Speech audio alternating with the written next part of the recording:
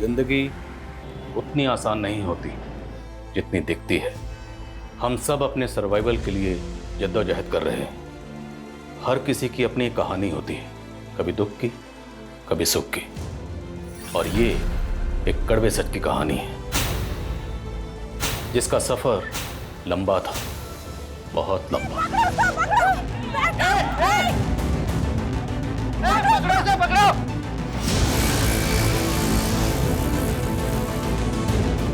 भैया भैया स्टेशन चलो, स्टेशन चलो चलो।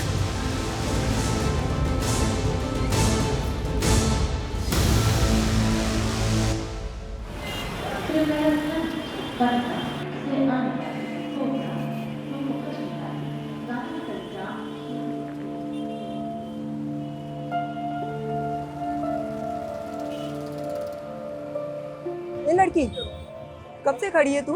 कहाँ से आई है तू? पटना से आए हम। इतनी दूर से अकेले आ गई तू? तो यहाँ क्यों खड़ी है? जाना कहाँ है? बोरीवली, वहाँ हमारी बुआ रहती है, वो मैं लेने आएगी। बुआ अभी तक आई नहीं क्या तेरी? नहीं। नंबर है उनका? नहीं। इधर आ। पता मालूम है तुझे? अरे तो कैसी बुआ है तेरी? मालूम है कितनी रात हो गई है?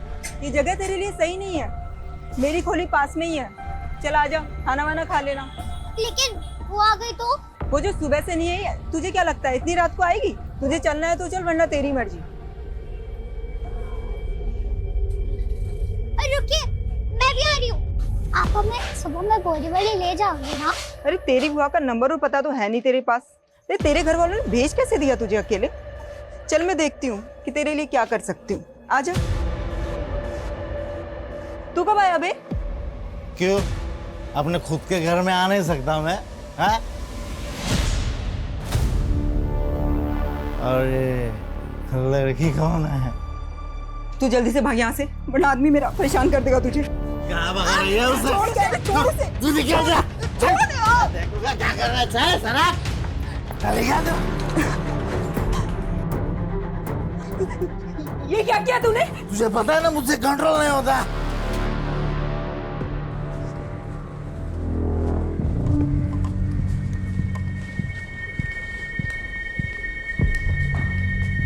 देखिए घबराने की कोई जरूरत नहीं है, हम राजेश का एमआरआई कराएंगे और उसके बाद। नर्स, नर्स, किसने छोड़ा इसको यहाँ? मालूम नहीं डॉक्टर साहब, इसे कौन छोड़कर चला गया? इसे इमरजेंसी, जल्दी ओटी में लेके चलो इसको। चलो चलो।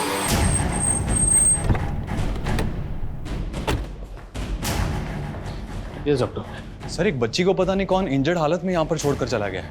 मैंने उसका इलाज शुरू कर दिया है, पर बच्ची को इंजरीज काफी ज्यादा हैं सर। पता नहीं, मतलब कोई तो छोड़ के गया होगा। हमें सीसीटीवी फुटेज चेक करनी है। सर यही बच्ची थी वो।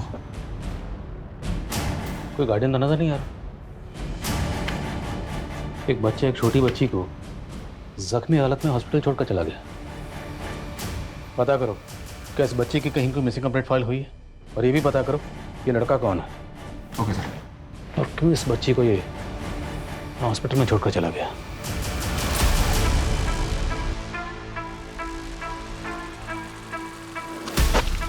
एक चोर चोर।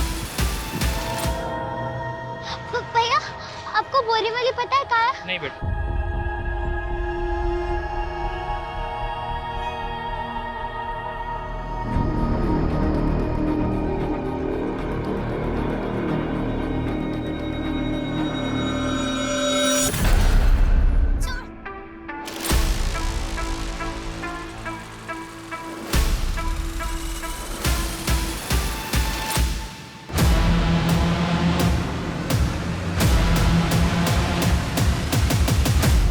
सर पहले हमें लगा था कि बच्ची पैरालाइज है, पर शायद ऐसा नहीं है। अब कहना क्या चाहते हैं? सर बच्ची सिवियर फिजिकल वायलेंस का शिकार हुई है। कौन होगा जिसने इस मासूम को इतनी बेरहमी से मारा? जो कोई भी होगा उस लड़के से जरूर कनेक्टेड होगा जो इस बच्ची को यहाँ छोड़कर गया। लड़के को क्लीन? नो सर, अभी तक तो कुछ नहीं।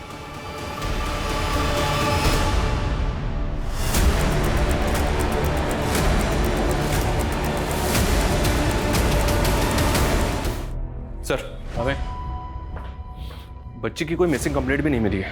उसका फोटो सोशल मीडिया पर सर्कुलेट कर दिया। न्यूज़पेपर में भी छपा दिया है। शायद उनको देख के कोई जान पहचान वाला सामने आया। बच्ची व्हील चेयर पे थी। डॉक्टर ने बताया कि ये बच्ची पैरालाइज नहीं थी, इसे चोट रिसेंटली लगी थी। तो क्या वो व्हील चेयर बच्ची के लिए रिसेंटली खरीदी गई थी? शर्मा, आई थिंक हम व्हील चेयर सेलर का चांस ले सकते हैं। बच्ची के कपड़े, सुमन। Yes sir. बच्ची के कपड़े लाओ जल्दी। ये लीजिए सर। इसमें बारकोड और सीरियल नंबर है। आई थिंक हम इससे पता लगा सकते हैं कि कपड़े कहाँ से खरीदेगा, राइट? Right sir. इस ब्रांड के कपड़ों के जितने भी ट्रेड सेलर्स हैं सबसे कांटेक्ट करो। नाम क्या है तेरा? राजकुमारी। आज से ना तू यहाँ की राजकुमारी है और ये तेरी दासी।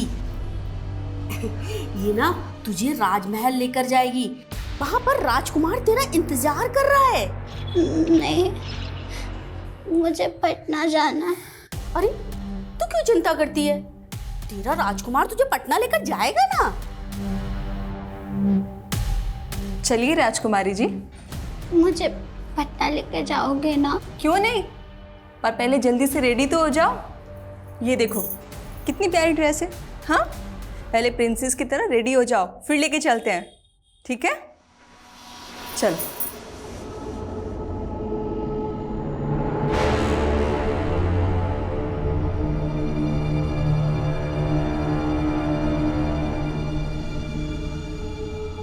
चलो चलो जाओ।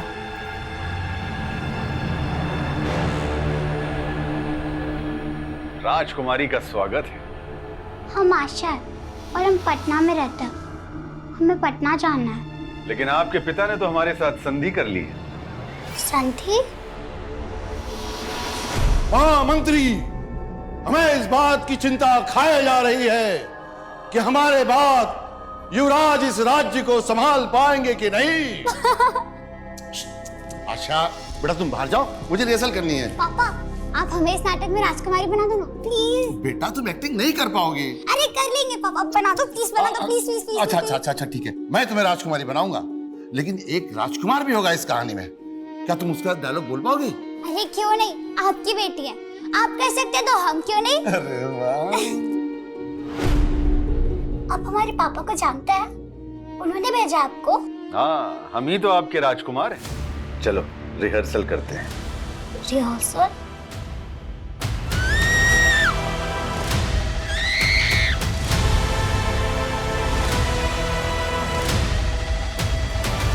हाय राम, इसको तो मार डाला। सर, परागवाड़ी पुलिस ने कांटेक्ट किया हमें। जिस लड़के को हम ढूंढ रहे थे, उस लड़के की उन्हें परागवाड़ी में लाश मिली थी। इस लड़के कुछ और डिटेल्स पता चली? परागवाड़ी पुलिस का कहना है कि इसके बारे में उन्हें अभी तक कुछ पता नहीं चला है। वो इसके मर्डर की इन्वेस्टिगेशन कर रही है। सर, मैंने इस बच्ची की डिटेल्स परागवाड़ी पुलिस से शेयर कर दी है। एक छोटी बच्ची को बुरी तरह से टॉर्चर किया गया। इतना टॉर्चर तो उस बच्ची को हॉस्पिटल में एडमिट करना पड़ा, और जो बच्चा उसको हॉस्पिटल में छोड़ के गया अब उसका मर्डर हो गया। आखिर चक्कर क्या है? हो सकता है सर दोनों भाई बहन हैं। दोनों बच्चों को अपनी जान का खतरा हो। लड़के ने लड़की को प्रोटेक्ट करने के लिए हॉस्पिटल में छोड़ दिया और उसके बाद उसका मर्डर हो गया।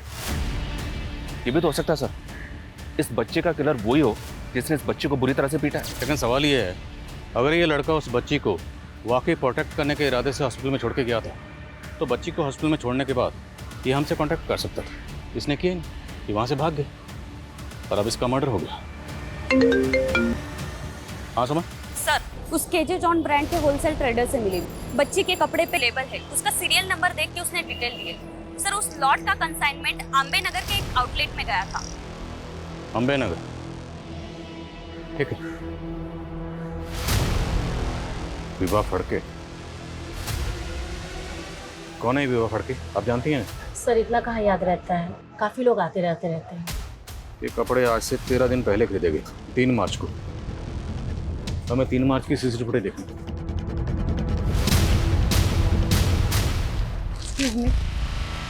मुझे अपने बच्चों के लिए कपड़े चाहिए थे। मेरे बेटी की उम्र 14 साल है और बेटी की 10 साल है। सो आप उनके हिसाब से कपड़े दिखा दीजिए। तो वो दोनों बच्चे इस औरत के हो सकते हैं? ये फुटेज हमें दीजिए। Okay sir.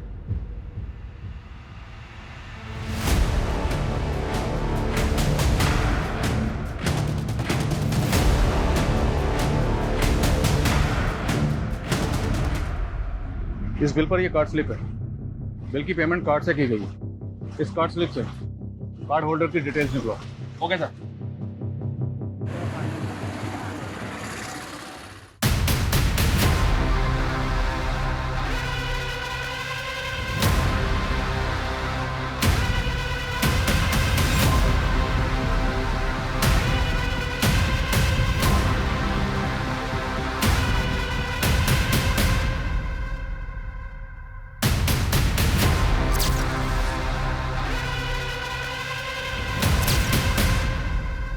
अरे अब बस भी करो। रोज सवेरे प्रॉमिस करते हो कि नहीं पियेंगे, सांझ होते बोतल खोल के बैठ जाते हो। आज तो मत रोको, उसका जन्मदिन है आज, और वो यहाँ आए भी नहीं। अरे 19 साल हो गया उसको गए हुए। कौन है? कौन है? कौन है?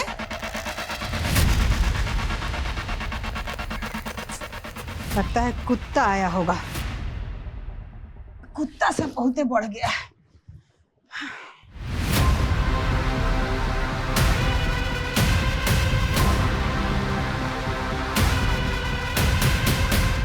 सर विवाह फड़के के बारे में पता चला है, वो अम्बे नगर की रहने वाली है। अम्बे नगर तो मिलकर आते हैं। लेकिन सर विवाह तो मर चुकी है। क्या? जी हाँ सर, अम्बे नगर पुलिस का कहना है कि विवाह ने 5 दिन पहले ही सुसाइड किया है। विवाह? जतिन फड़के विवाह का पति है सर, जिसने अम्बे नगर पुलिस को कॉल करके बताया था कि उसको विवाह की लाश मिली है। पीएम रिपोर्ट के मुताबिक विवाह ने एक्सेस पॉइजन कंज्यूम किया था। हालांकि सुसाइड की कोई खास वजह पता नहीं चली है, लेकिन अम्बे नगर पुलिस का कहना है कि उनको कोई साजिश भी नहीं लगी, इसलिए उन्होंने केस क्लोज कर दिया। सर मुझे यकीन नहीं हो रहा है, विवाह इस तरह मुझे छोड़ के चली जाएगी। लेकिन आपकी वाइफ ने सुसाइड क्यों किया? मुझे खुद समझ में नहीं आ रहा। हम दोनों एक दूसरे के साथ बहुत खुश थे। सुसाइड के एक दिन पहले हमने हमारी 10वीं मैरिज एनिवर्सरी मनाई थी।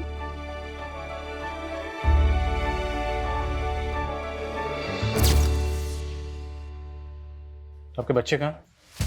बच्चे? सर हमारे कोई बच्चे नहीं है। लेकिन कुछ दिन पहले आपकी बीवी विभा ने एक गारमेंट शॉप से 2 बच्चों के कपड़े खरीदे। मेरे बेटे की उम्र 14 साल है और बेटी की 10 साल है। सो आप उनके हिसाब से कपड़े दिखा दीजिए। ये हैं वो बच्चे, जानते हैं आप इन्हें? नहीं सर, मैं नहीं जानता। देखिए, बात को समझने की कोशिश कीजिए। इसमें जो लड़का है इसका मर्डर हुआ है, और ये जो बच्ची है इसे बुरी तरह से टॉर्चर किया गया। इतना टॉर्चर कि ये हॉस्पिटल में एडमिट है। और आपकी बीवी ने इन दोनों के लिए कपड़े खरीदे, अब उसने खुदकुशी कर ली। क्या छुपा रहे हैं आप? मैं कुछ नहीं छुपा रहा हूँ, हमारा कोई बच्चा नहीं है। आई थिंक ये कुछ छुपा रहा है, झूठ बोल रहा है। लेकिन सर आस पड़ोस में इंक्वायरी की, इन दोनों के वाकई में बच्चे नहीं हैं। अगर इनका कोई बच्चा नहीं है तो फिर इसकी बीवी विवाह ने बच्चों के कपड़े क्यों खरीदे? जो बच्ची हॉस्पिटल में एडमिट है उसने वही कपड़े पहने हुए थे जो विवाह ने खरीदे थे। आई थिंक इन दोनों बच्चों का विवाह से कोई ना कोई कनेक्शन ज़रूर है। बच्ची की हालत अब कैसी है? वो अभी बात करने की हालत में नहीं है। तो एक काम करते हैं, अम्बे नगर पुलिस स्टेशन चलते हैं, उनसे बात करते हैं जो विवाह सुसाइड केस को हैंडल कर रही है। Okay sir.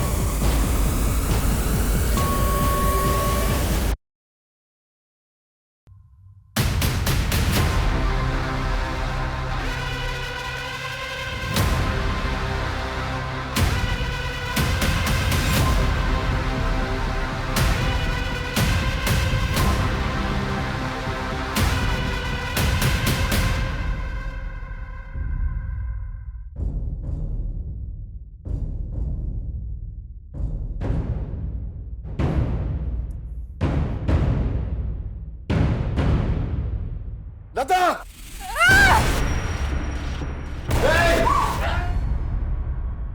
बैठिए। Thank you. हम आपसे विभा सुसाइड केस के बारे में बात करना चाहते हैं। जी। आपको सुसाइड के बारे में कब पता चला? 5 दिन पहले विभा के पति के कॉल आने के बाद में हम शाम तकरीबन 4 बजे उनके घर पहुंच गए थे। वहां पर विभा का कोई सुसाइड नोट तो नहीं मिला, लेकिन हाँ, हमने उसका मोबाइल और लैपटॉप कलेक्ट कर लिया था। क्या विभा किसी एनजीओ से भी जुड़ी हुई थी? क्योंकि उसने 2 छोटे बच्चों के कपड़े खरीदे थे, या फिर उसके रिश्तेदार के बच्चे हैं? ऐसा तो कुछ मालूम नहीं चला। देखिए, आपने भले इस केस को सुसाइड केस मानकर बंद कर दिया, पर हमें लगता है there is something more in this case. क्योंकि विभा ने जिन 2 छोटे बच्चों के लिए कपड़े खरीदे थे, उनमें लड़के की लाश मिली है परागवाड़ी में, और वो जो लड़की थी वो बुरी तरह से जख्मी हालत में हॉस्पिटल में एडमिट है, और अब विभा ने सुसाइड कर लिया। तो आई थिंक विभा का इन दोनों बच्चों से कोई ना कोई कनेक्शन जरूर है, और ये भी मुमकिन है कि विभा की खुदकुशी के पीछे कोई ऐसा राज है जो सामने आना बाकी है। लेकिन विभा की मौत जहर खाने से ही हुई है। पर फिर भी हम इस केस को एक बार रीलुक करना चाहेंगे, इसलिए आप विभा केस फाइल और विभा से जुड़ी जितनी भी चीज़ें वो हमें हैंड ओवर कर दीजिए। ओके जी। साबले। जी सर। ये विभा केस से जुड़ी सारी डिटेल्स इनको दे दो, मोबाइल और लैपटॉप भी। Okay sir.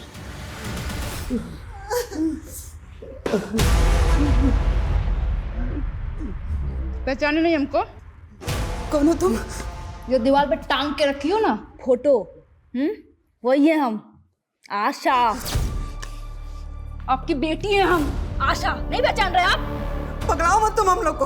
19 साल हो गया है आशा को गायब हुए। अच्छा, 19 साल पहले क्या था? क्या था 19 साल पहले? 2003, और अभी क्या है? 2022।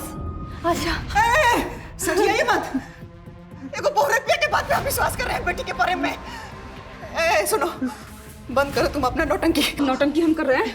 हम कर रहे हैं? हाँ, हम ही आशा हैं। सबूत का है तुम्हारे पास कि तुम आशा हो?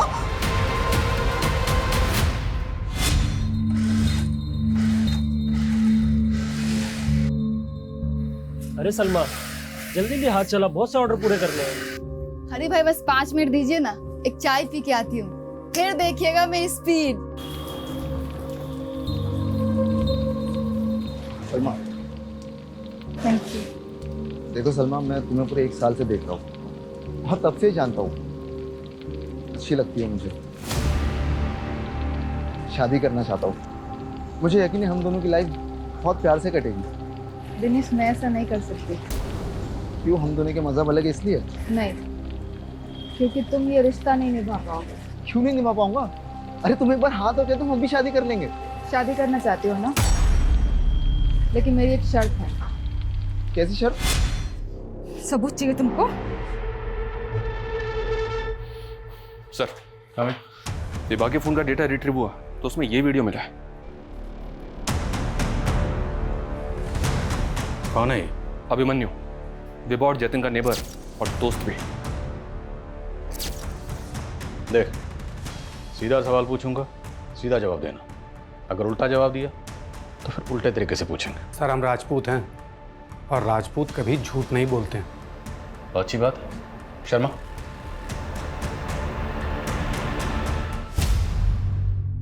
जानते हो इन बच्चों को? नहीं सर। कौन है ये लोग?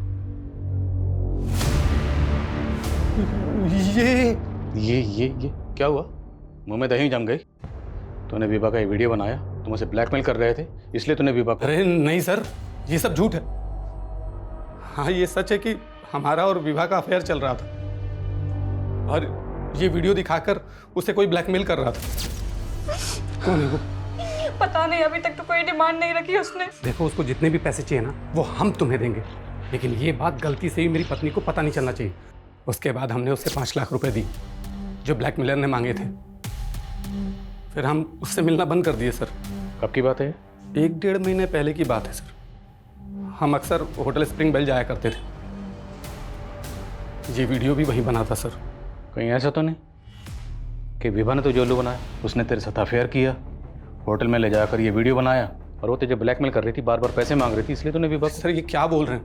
ऐसा कुछ नहीं हुआ था सर।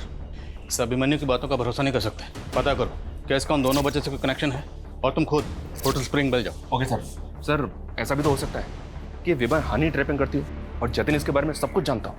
सर, मुझे विभा के अफेयर के बारे में कुछ मालूम नहीं था। अभिमन्यु का कहना है कि कोई विभा को वीडियो दिखाकर ब्लैकमेल कर रहा था। कौन हो सकता है ब्लैकमेलर? सर, मुझे विभा ने इस बारे में कुछ नहीं बताया। सर, मुझे अभिमन्यु पे शक है। वो कुछ छुपा रहा है।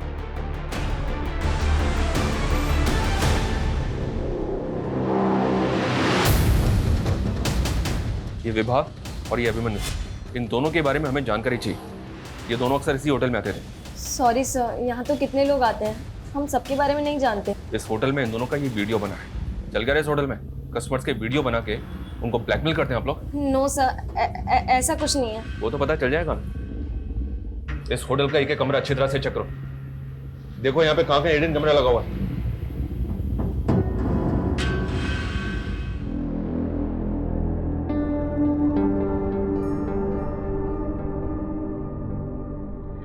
हाँ हरिश्चंद्र, आ गए आप बैठिए, मैं पानी लेके आती हूँ। क्या लगा तुझे? अगर तू मुझे नहीं बताएगी तो मुझे पता नहीं लगेगा। क्या क्या नहीं पता? तू पहले धंधा करती थी ना। दिनेश, मैंने शादी से पहले शर्त रखी थी कि मेरे अतीत के बारे में तुम कुछ नहीं पूछोगे मुझसे। अरे लेकिन मुझे नहीं पता था ना तेरा अतीत इतना गंदा होगा। मेरे पेट में तुम्हारा बच्चा है, थोड़ा सा तो रहम करो। रहम करूं तुझ पे? निकल जा मेरे घर से। आज से तू मेरी कोई नहीं लगती है। तू आया था मुझसे मेरा हाथ मांगने के लिए, और यही सब करना था तो मुझे पेट से क्यों किया? हाँ बोल। लेकिन मैं भी इतना बहुत खुददार हूँ, समझा? तेरे टुकड़ों पे नहीं पलूंगी मैं जानती हूँ मुझे खुद को कैसे पालना है, और मैं पाल लूंगी।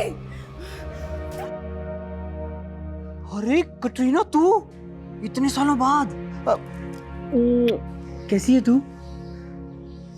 मेरे को ना इस धंधे में वापस आने का है।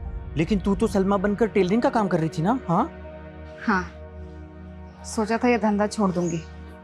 एक कमीनी से ना शादी भी बना लिया था, लेकिन उसने भी मुझे लात मार दिया और पूरे मोहल्ले में ना बदनाम करके रख दिया मुझे। साला कोई काम देने को तैयार नहीं है मेरे को। अब पेट पालने के लिए जिस्म तो बेचना पड़ेगा ना। अरे तू तो पेट से दिख रही है रे, ऐसे में धंधा कैसे करेगी? हाँ तो गिरा दूंगी ना। और वैसे भी ये उस कमीने दिनेश की औलाद है, मुझे नहीं चाहिए। और मेरा पेट नहीं भरेगा तो ये तो ऐसे ही मर जाएगा। सर, बच्ची ने बातचीत शुरू कर दी है पर अभी भी सदमे में है, थोड़ा आराम से। वो बच्ची तेरी वाइफ विभा को अपनी माँ बोल रही है और उस बच्चे चिंटू को अपना भाई। वो बच्ची तेरी बीवी को अपनी माँ क्यों बोल रही है? सर मुझे खुद समझ में नहीं आ रहा है। मेरा कोई बच्चा नहीं है। सर प्लीज मेरा यकीन कीजिए सर, प्लीज। पीएम रिपोर्ट के हिसाब से भी विभा कभी मां नहीं बनी थी, तो इसका मतलब सर ये तो कंफर्म है कि विभा का कोई बायोलॉजिकल बच्चा तो हो ही नहीं सकता। तो वो बच्ची विभा को अपनी माँ क्यों बोल रही है? सर, उस लड़के चिंटू के बारे में मुक्ता पार्क पुलिस से एक इन्फॉर्मेशन मिली है। 20 दिन पहले वो लड़का गेटवे ऑफ इंडिया से एक टूरिस्ट का पर्स छीन के भागते हुए पकड़ा गया। चोर! हाँ सर, यही लड़का था जिसे हमने पकड़ा था। पहनावे से तो अच्छे घर का लग रहा था, इंग्लिश भी अच्छी बोल रहा था, और इसकी माँ का फ़ोन नंबर भी से याद था। मैंने उसकी माँ को फ़ोन करके बुलाया था। मम्मी! आप इसकी माँ हैं? जी सर। सर एक्चुअली मेरे बच्चे को थोड़ी मेंटली प्रॉब्लम है, उसको चोरी करने की बीमारी है। सर फिर उसकी माँ के कहने पे मैंने उसे छोड़ दिया। छोटा था सर, एक्शन लेते तो उसका भविष्य खराब हो जाता। शर्मा, कि यही थी उसकी माँ? हाँ सर, यही उसकी माँ थी। सर और एक बात, लड़के को छोड़ने के बाद एरिया में इसी तरह की लूटपाट की और घटनाएं घटी थी जिसमें बच्चे शामिल थे। और वो बच्चे कौन थे? काफ़ी सारे टूरिस्ट की यही कंप्लेंट थी कि उनका सामान किसी बच्चे ने चुराया था, लेकिन उन बच्चों के बारे में हमें कुछ नहीं पता।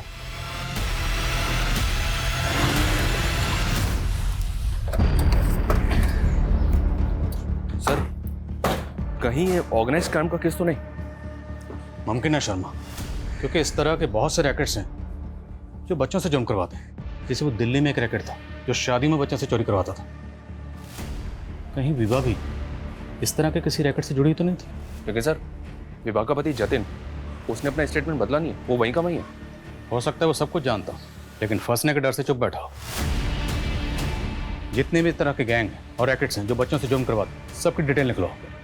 अगर हम ये मान लें कि विभा चिंटू से चोरी करवाती, तो सवाल ये है कि क्या पिंकी भी उनके इस क्राइम में इन्वॉल्व थी? हमें पिंकी से दोबारा बात करनी है। 19 साल तक आपके प्यार के लिए तरसे हम पापा। 19 साल का वो कर्ज तो उतार देंगे ना? अरे भागो रे भागो, पुलिस की रेड पड़ी, भागो रे भागो, पुलिस की रेड पड़ी, भागो भागो भागो। कसीना जल्दी दरवाजा खोल।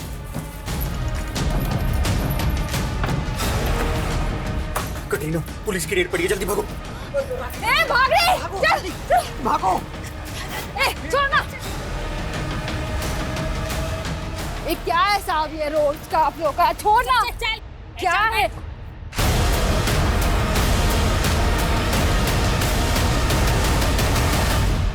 पिंकी बेटा सच बताओ, क्या यही आपकी मम्मी है?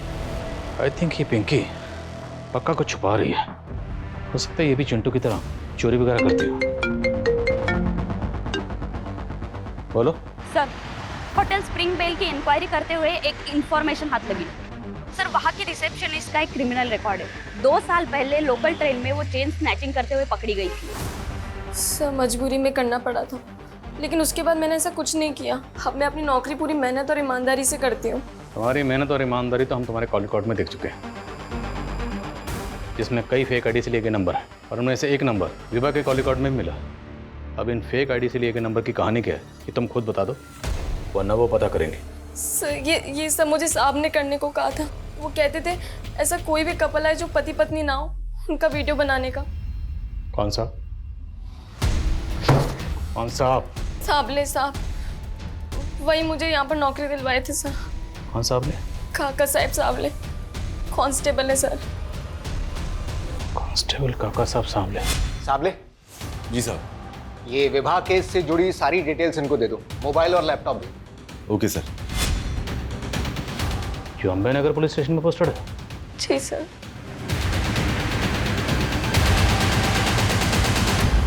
अंकित जी। ये कांस्टेबल सावले कहाँ? साबले, उसको लेकर तो हम लोग भी परेशान हैं। उसने कल से रिपोर्ट नहीं किया और उसका फोन भी बंद आ रहा है। फोन बंद है? जी। Excuse me sir. Hello.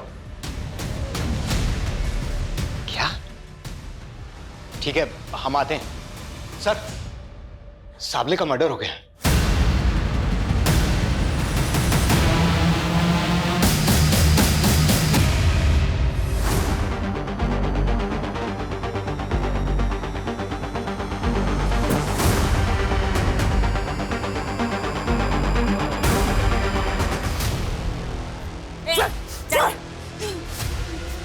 Sir, इसने सावले को मार के जला दिया।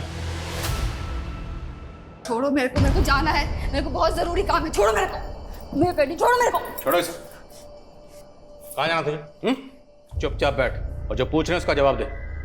कांस्टेबल सावले को क्यों मारा तूने? और जेब कतरों के रैकेट के बारे में क्या जानती है? विवाह फड़के और बच्चा जिसका मर्डर हुआ, चिंटू। सीधे सीधे जवाब दे। जवाब तुम लोग दो मेरे को। सावले क्यों मेरी जिंदगी बर्बाद किया? तुम सारे पुलिस वालों ने एक जैसे हो, एक जैसे। ए, अपनी हद में रह। काय का हद में? हाँ, एक से मरने वाली है मैं। तुम सारे पापियों को ना मार के मरूंगी मैं। बोला ना, ड्रामा बंद। जो पूछ रहे हैं उसका सीधा सीधा जवाब बोल। कांस्टेबल सावले को क्यों मारा है? मैंने किसी को नहीं मारा है, मैं तो खुद सहती आ रही हूँ। सब कुछ सहा मैंने। 11 साल की उम्र में मेरे साथ धोखा हुआ, लेकिन फिर भी सब कुछ सहते हुए मुझे जीना पड़ा। हम जानते हैं ना कि तुम ना बहुत ही बहादुर लड़की हो। हम जो कहेंगे वो तुम समझ जाओगे। हाँ मौसी। देखो, तुम्हारी माँ को गुजरे 2 साल हो गया ना, और तुम्हारे पापा हमसे ये लिए शादी किए कि हम तुम्हारा देखभाल कर सकें। बाकी देखो, फिर भी कितना उदास रहते हैं ना। हाँ, ऐसा क्यों मौसी? देखो बेटा, अगर तुम चाहती हो कि तुम्हारे पापा हमेशा खुश रहें, तो तुम ना कुछ दिन के लिए बम्बई चली जाओ अपनी फुआ के पास। तुम्हारे पापा को हम कुछ नहीं बताएंगे। अच्छा, तुम्हारे पापा तुम्हारी माँ का मौत भुला जाएंगे तो हम तुमको वापस बुला लेंगे। लेकिन ये सब मुझे पता नहीं था कि ये सब मेरी मौसी ने मुझे घर से भगाने के लिए किया था। क्या हुआ बेटा? सब ठीक तो है ना? मुझे मेरी बुआ के यहाँ जाना है, बोरीवली। आपको पता है बोरीवली कहाँ है?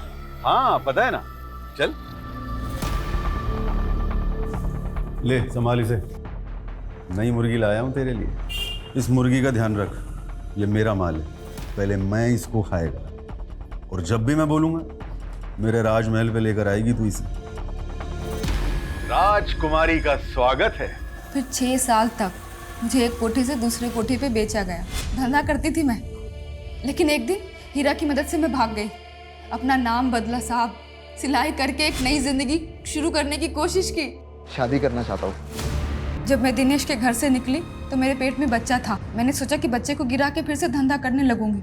मैंने अपना नसीब स्वीकार कर लिया था साहब, लेकिन मैं अपने बच्चे को मार ही नहीं पाई। मैंने पिंकी को जन्म दिया। वो बच्ची पिंकी तुम्हारी बेटी है? हाँ साहब, लेकिन पता नहीं क्यों वो बदनसीब इस मनहूस दुनिया में ठोकरें खाने के लिए आ गई। लेकिन साहब उसको कोई तकलीफ ना होना, 10 साल तक मैं अपना जिस्म बेची उसको पाल रही थी साहब। लेकिन नहीं, 10 साल बाद वो साबले फिर से टकराया मुझसे।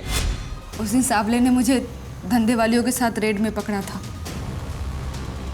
उसने मुझे रेड से तो बचा लिया साहब, लेकिन उसने मेरी जिंदगी पहले से भी ज्यादा नर्क बना दी। अरे वाह, बड़ी प्यारी बिटिया है तेरी। हाँ, बिल्कुल तेरी तरह। चल चॉकलेट, चल जा बाहर जा। मैं तुझे आज तक नहीं भूला, तू आज भी मेरी राजकुमारी की तरह है। देखो साबले साहब, मुझसे ना दूर ही रहना। साबले ने मेरी बेटी को गायब कर दिया साहब। वो बहुत गलत धंधे करता था साहब। वो बच्चे चुराने वाला गैंग, उससे भी वो मोटी रकम लेता था साहब। साबले नहीं बोला था ना आपको वेब आंटी को माँ बोलने के लिए? जब मैंने पिंकी का फोटो अखबार में देखा कि वो हॉस्पिटल में है, तब साहब मैंने ठान लिया कि अब मैं साबले को नहीं छोड़ूंगी। पूरे 24 घंटे साहब मैं उसके लाश के पास बैठी रही। एक बार सोचा कि पिंकी को जाके बचा लूं, लेकिन फिर सोचा कि मैं क्यों भागूं। फिर मैंने खुद आप लोगों को फ़ोन किया। मैं आप लोगों के सामने उसको जलता हुआ देखना चाहती थी, ताकि आप लोगों को ये बता सकूं कि वो कमीना क्या क्या किया मेरे साथ। चल बैठ। पापा, हमारी एक बेटी है पिंकी, अब उसको अपना लेंगे ना पापा? सर, आशा ने पटना में सरेंडर किया। बेटा, ये ना तुम्हारे नाना है, अब ना तुम्हें इन्हीं के साथ रहना है, ठीक है? नहीं, हाँ। नहीं मम्मा, नहीं। सर, ये साबले तो बच्चों से चोरी करवाने वाले रैकेट से भी जुड़ा था, और इस रैकेट को असलम नाम का एक आदमी चलाता है। ये असलम है, इसका साबले को पूरा सपोर्ट था। मालवानी पुलिस ने खबरियों के टिप पे इसको अरेस्ट किया।